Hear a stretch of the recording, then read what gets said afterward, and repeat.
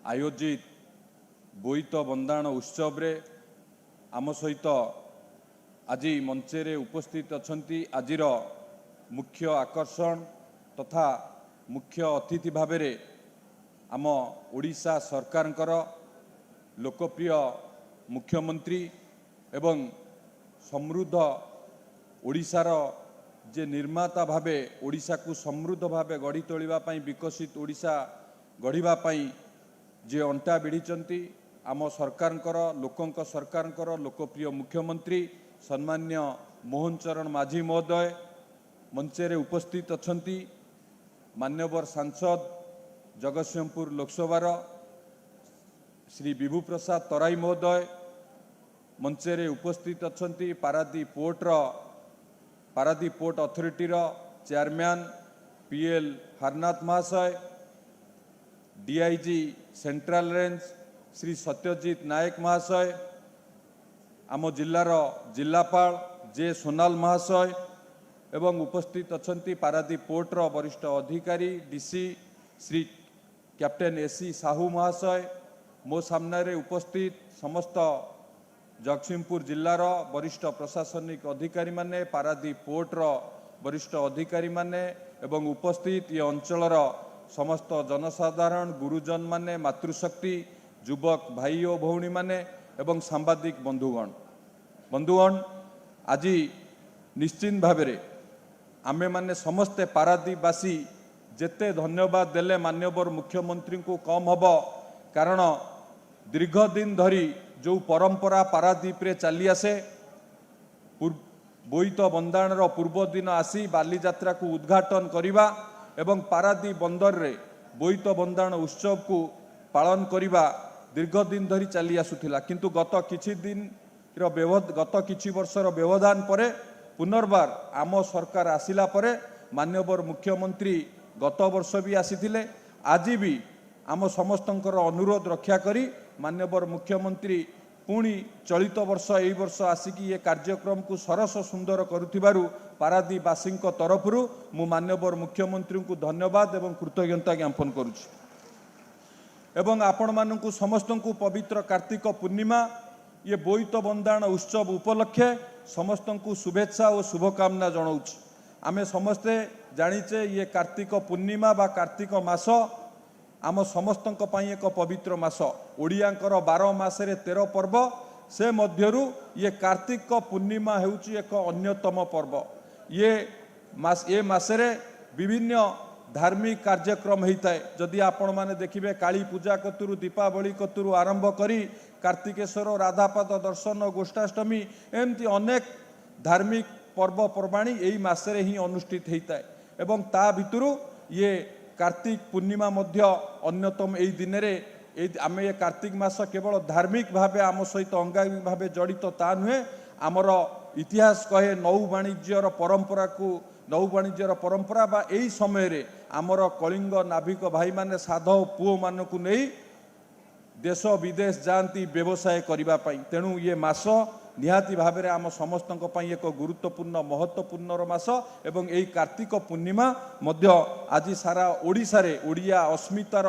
परिचय दवापाई एवं ओडिया संस्कृति ऐतिह्य परंपरा एवं नौ वाणिज्यर गाथा को उज्जीवित करने सारा ओडिशा रे विभिन्न स्थान रे मध्य बोईत बंदाण उत्सव हुए से मध्यरु पारादीप पोर्ट अथॉरिटी द्वारा आयोजित बोईत बंदाण उत्सव निश्चित भाव में आम समस्त एक अविस्मरणीय मुहूर्त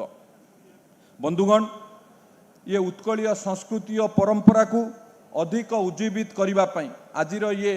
सभा आज मान्यवर मुख्यमंत्री द्वारा साधव पुओ मान को पारंपरिक हिसाब रे से माने आज बोईत माध्यम रे समुद्र भितर को गले मान्यवर मुख्यमंत्री पताका देखई से मानकु जो परंपरा पूर्व थिला ताकु उज्जीवित कले एवं ये परंपरा उत्कलीय संस्कृतिर एक प्रतिछवि आमे समस्ते जानिचे जेतेबेले एबे टेक्नोलोजी डेवलप होईची टेक्नोलोजी माध्यम रे यांत्रिक शक्ति वृद्धि रे एबे आमर समुद्र भितर माल परिवहन होउची किंतु जेतेबेले कोनोसी यांत्रिक शक्तिर डेवलप हो नथिला टेक्नोलोजी डेवलप हो पारि नथिला आमर कलिंगर नाविक माने साहस देखाई साधव पुओ मानकु नहीं देश विदेश रे व्यवसाय आरंभ करथिले एवं जाभा बाली आमर सुमात्रा बन्य ब्रह्मदेश इंडोनेशिया श्रीलंका एवं चीन आदि देश रे आमर साधव पुओ माने जाइकी व्यवसाय प्रतिष्ठा करथिले एवं इतिहास रु मध्य जना पड़े जेतेबेले कौनसी भी देश रे बा पृथ्वी रे केही जलपथ आविष्कार करि नथिले आमर ओडिया पुओ माने आमर कलिंगर नाविक माने साहस देखेई जलपथरे व्यवसाय आरंभ करथिले। ए कथा को जदि आमे मन पकेइबा से दृश्य को अनुभव करिबा निश्चित भाव में ओडिया हिसाब रे आम समस्तंकर लोममूल टांकुरी उठिबो। आ पूर्वरु पारादीप पोर्ट रो आमर चेयरमैन अध्यक्ष पीएल हरनाथ जी कहउतिले कलिंगा साहसिका आर मोटामोटी अर्थ होउची ओडिया जाति होउची एक साहसिकतार जाति। ओडिया जाति सबु बेले प्रमाण देइची साहसिकतार प्रमाण देइची से आम देश को स्वाधीन करिबा पई ब्रिटिश मानक विरुद्ध रे लड़ाई करिबा हो जलपथरे जाई जेतेबेले को देश बा पृथ्वी रे केही भी जलपथर आविष्कार करि नथिले साहसिकतार सहित सह जाईकी अन्य देश रे व्यवसाय प्रतिष्ठा करिबा हो एमती विभिन्न कथा को जदि आपण माने देखिबे ओडिया जाति एक साहसी जाति ये निश्चित भाव में प्रमाण अछि। एवं आज भी जदि आपण माने देखिबे विभिन्न प्राकृतिक बंदर और प्रताशय निकट रे आज भी शुभुची आ का मा बई पान गुआ थोई पान गुआ तोर मासक धर्म मोर। यही कलिंगर बणिक माने यही कार्तिक मासरु जाती विदेश को जाती व्यवसाय करबा पई आमर पालटणा बोईत माध्यम रे पवनर सुओ माध्यम रे जाती व्यवसाय करबा पई एवं व्यवसाय प्रतिष्ठा करी आम राज्य को यही पारादीप माध्यम रे जेतेबेले आसंती आम राज्य पई मध्य आर्थिक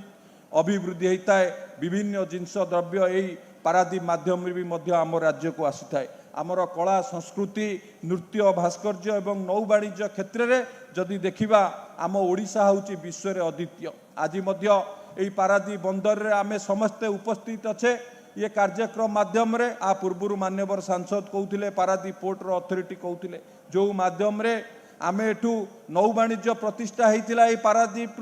नौ वाणिज्य करबा पई एही पारादीप पोर्ट अथॉरिटी आज खाली पारादीप रे ही सीमित नहीं आम राज्यर आर्थिक अभिवृद्धि रे आम राज्य को एक समृद्ध ओडिशा विकसित ओडिशा माननीय मुख्यमंत्री जो स्वप्न अच्छी से पारादीप बंदर मुख्य भूमिका निर्वाह करने को जाउची। आज जदि आपण माने देखिबे पारादीप पोर्ट अथॉरिटी आमर गंजाम जिलार बाहुदा ठारे एक सैटेलाइट पोर्ट मध्य निर्माण करने को जाउची। ये एमओ हो सारी एवं ता सहित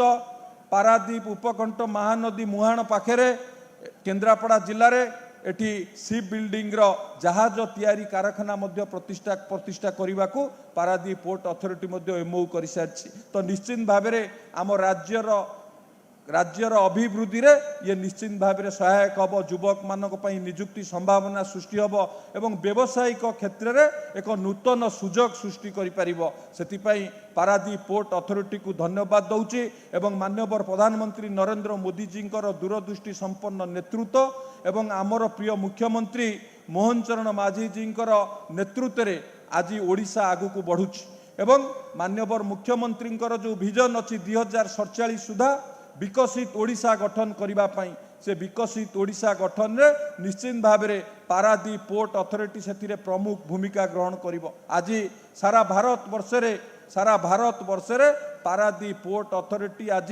देशर 1 नंबर बंदर भाव में परिचित होइछि। मु धन्यवाद देवी आमर बंदर अध्यक्ष महोदय को तांकर लीडरशिप जोगु आमर मान्यवर प्रधानमंत्री विजनरी लीडरशिप जोगु एवं आमर मान्यवर मुख्यमंत्री लीडरशिप जोगु आज पारादीप बंदर देश में 1 नंबर पालिटी। राज्य में डबल इंजिन सरकार आसिला पर ये संभव होइछि। आपण माने देखंतु केंद्र रे मोदी सरकार आसिला पर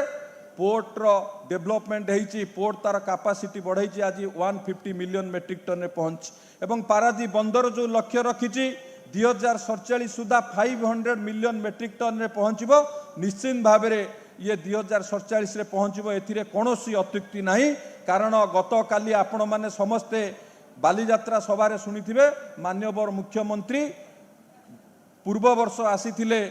घोषणा करथिले 1 लाख कोटी टंकार इन्वेस्टमेंट पारादीप रे हबो। किंतु ये वर्षक भितरे आमे आम सरकार एवं माननीय मुख्यमंत्री नेतृत्व में 1,45,000 कोटी टंकार इन्वेस्टमेंट पारादीप की आनिबारे आमे सफल होइछु एवं आसंता वर्ष पई मध्य माननीय मुख्यमंत्री कहते आहुरी 1,00,000 कोटी टंका पारादीप की इन्वेस्टमेंट आनिबा पई माननीय मुख्यमंत्री प्रतिश्रुति देइचंती ता माने आपण माने चिंता करंतु आज पारादीप रो जेतिकी इंडस्ट्री अछि एवं ता पई जदी कार्गो बढ़ी 150 मिलियन मेट्रिक टन होइचे निश्चित भाव में ये सब इन्वेस्टमेंट आसिले पारादीप रे कार्गो परिवहन मध्य बढ़िबो पारादीप रे इंपोर्ट एक्सपोर्ट बढ़िबो एवं 2047 सुधा जो लक्ष्य अछि से निश्चित भाव में पूरा हबो एथिरे कोनोसी दिमत नाही ता सहित पुरी रे मध्य पारादीप बंदर द्वारा एक क्रूज टर्मिनाल निर्माण होउची ओडिशा रे प्रथम थर किरी हबो एथिरे टूरिज्म रो विकास हबो टूरिज्म डेवलप हबो आम ओडिशा को मध्य पर्यटन पाई मध्य आसीबा पाई मध्य एक सुंदर सुविधा सुजोग मध्य सृष्टि होई पारिबो पारादीप पोर्ट अथॉरिटी खाली पारादीप नुह सारा ओडिशा रे डेवलपमेंट काम सहित विभिन्न बंदर एवं शिल्पर विकास पाई जो अंटा भिड़ी निश्चित भाव में स्वागत योग्य एवं आज आम गहन में माननीय मुख्यमंत्री उपस्थित रही आजिर ये कार्यक्रम को सरस सुंदर करिथिबारु एवं पारादीपवासी जो आशा आकांक्षा थिला सब पूर्व जो भली भाव में परंपरा थिला माननीय मुख्यमंत्री आसिबे बालीजात्रा को उद्घाटन करेंगे बोईत बंदाण पारादीप पोर्ट रे करिकी आम ऐतिह्य संस्कृति परंपरा ओडिया अस्मिता को उज्जीवित करेंगे माननीय मुख्यमंत्री सेप्रति स्वतंत्र दृष्टि देइथिबारु पारादीपवासी को तांकर एते भल पाइबा बा हृदय रे रखिथिबारु मु अंतरु धन्यवाद पारादीपवासी तरफ माननीय मुख्यमंत्री को ज्ञापन करुची एवं एठी उपस्थित समस्त जनसाधारण को धन्यवाद कृतज्ञता ज्ञापन करी मो बाणी को मु विराम देउची धन्यवाद वंदे उत्कल जननी।